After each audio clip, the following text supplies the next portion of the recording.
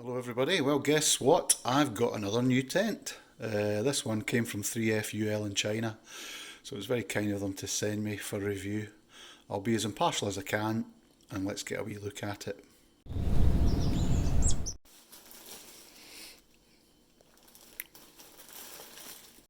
It comes with three guy lines, 9X section alloy pegs with cord pullers on them, which is good. Makes them a lot more finger friendly when trying to remove them. And a wee collection of patches. So it's kind of similar to the old 3FUL tent I had. 20D sil nylon, so the main seams will need sil net just to stop them leaking. The two patches it comes with are apparently, I've just checked, for the floor only. You can't use them on the fly. This was one of the other things I noticed on this new model, is the vent is much bigger. If you look at it in comparison to the 6 Moon Designs Lunar Solo, which this is really a direct competitor to, the SMD's got a far smaller vent.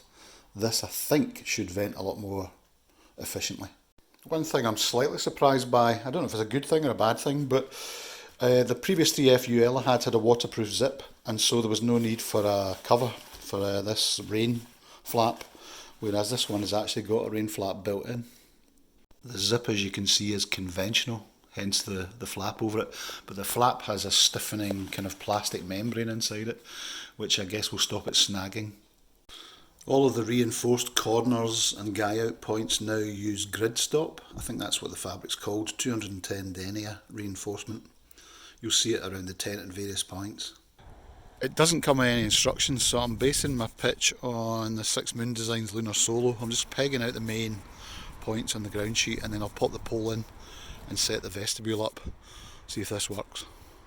Right, okay, we've got the thing up. Again, you've just got to be a wee bit I don't know how to describe it. They're kind of difficult to pitch and get it right.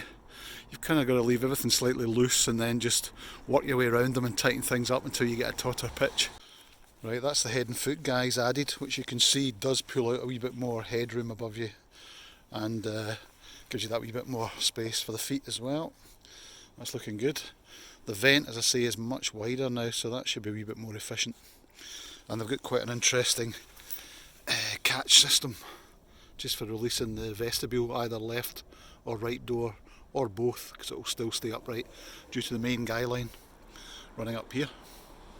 So with the door tied back on one side, you can see it's a J door on one side of the inner, so slightly less flexible in that you can't exit out this side of the tent, but it's always been like that in these designs, so it's not really a big bugbear.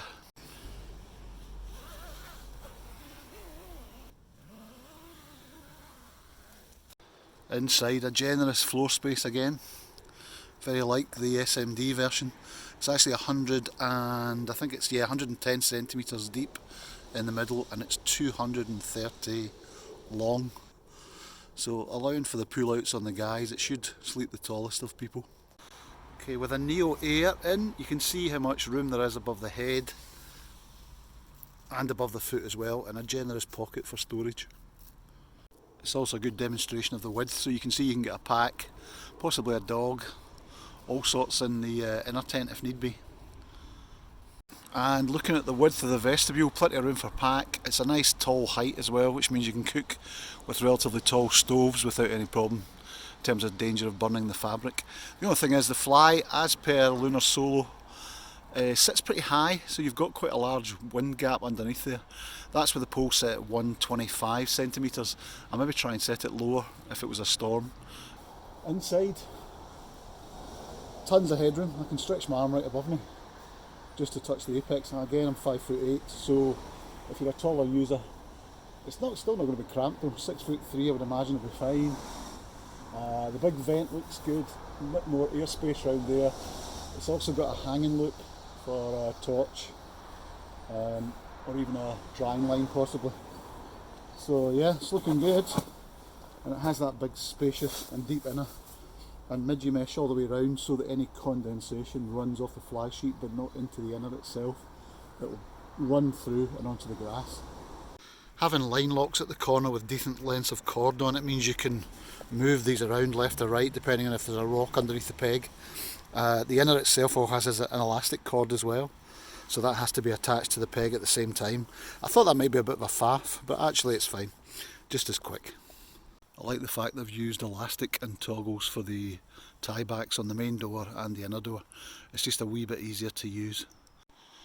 Having both doors back affords you a really nice view. Although you can only access the tent on one side, it's still really nice on good nights or good weather just to open it up that far, and also to vent any condensation in the morning. The fly fabric is 20D sil nylon, so you can see it's a bit translucent, silicone coated on both sides, which means that the main X seam running right down the body of the tent where you sleep will probably have to be sealed for foul weather before you use it in the rain. Your walking pole just mounts into a little brass eyelet at the bottom here. There's also an additional peg point, but they haven't included a peg, and I think once it's in there it's actually very solid. It's really almost redundant having a peg there.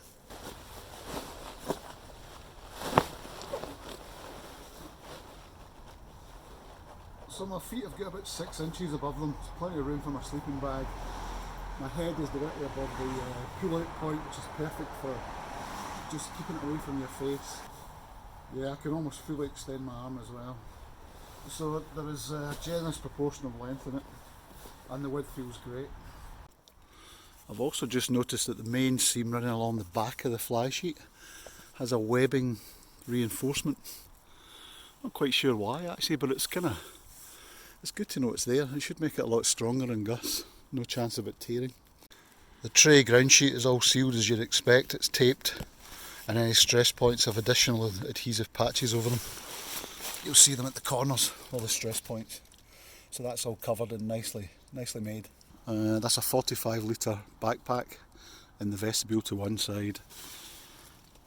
As you can see, there's plenty of room for cooking, plenty of height above the stove. The one thing I would say, which is something I'd like to see, is a two-way zip, so you could vent from the top there. I know the vent itself is bigger, but it would be nice just to have a two-way zip to draw that down and open up a bit more space. But again, just a minor detail that could be improved. But the vestibule generally, lots of room. So it's very high at the front, probably about a foot off the ground at its furthest away point, so it'll be well ventilated. Not the kind of tent I'd want to use in snow. There'll be a lot of snowdrift getting in here. And yet on the UL website they seem to show it, but I think that's possibly more for the brave or for the marketing gurus. So I make it about 790 grams including the 9 pegs and the stuff sack. You could probably make it slightly lighter with some carbon pegs, so maybe about 750 roughly. So there you have it, the first look around the Lanshan 1 Pro. Single skin, nice space internally, very much like the Six Moon Designs Lunar Solo. You can't help but obviously compare the two. Both are probably fairly close now in value. I think the Six Moon Designs has come down in price, and this being the Pro version has come up slightly in price. I'll put that on screen so you can get a comparison. But again, thanks for watching. I hope to get it out this weekend, and we'll get a wee overnight just to test it properly and see how we get on. If you have any questions, just drop them below.